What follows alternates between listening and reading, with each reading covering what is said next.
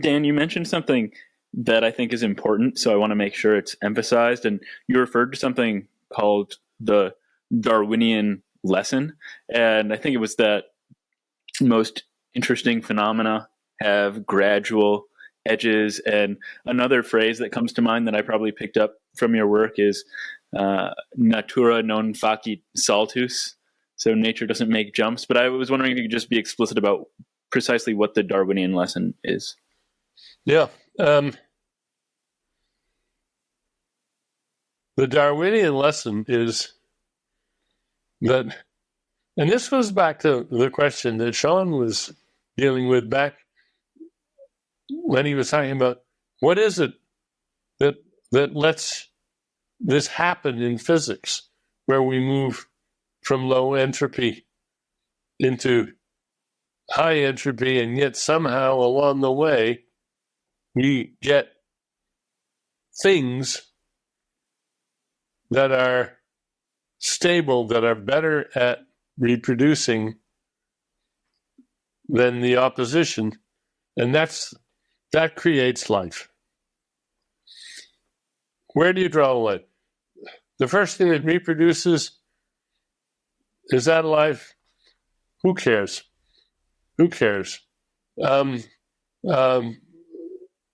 Eventually, it's the accumulation of all those little things that have been designed by their own history of reproduction, of replication, things that can detect something. You can use information in their immediate environment to do better at staying alive, at reproducing, at persisting.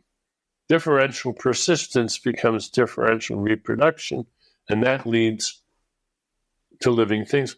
And there's the physicist David Deutsch has a wonderful TED Talk about this, where he talks about the great monotony and how for billions of years, sort of nothing happened, or nothing different, nothing new happened.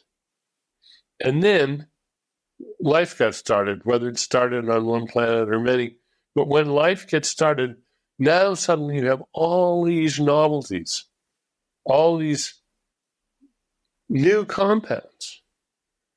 I hadn't realized till I watched that how many of the large molecules on the planet, they didn't exist before life did. Life creates,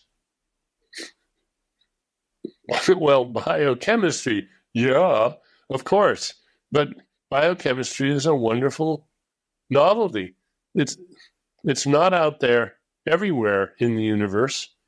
It's and it changes the pace, it changes what's possible.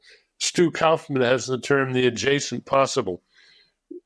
Ever since life got started, the adjacent possible has changed and changed and changed and changed.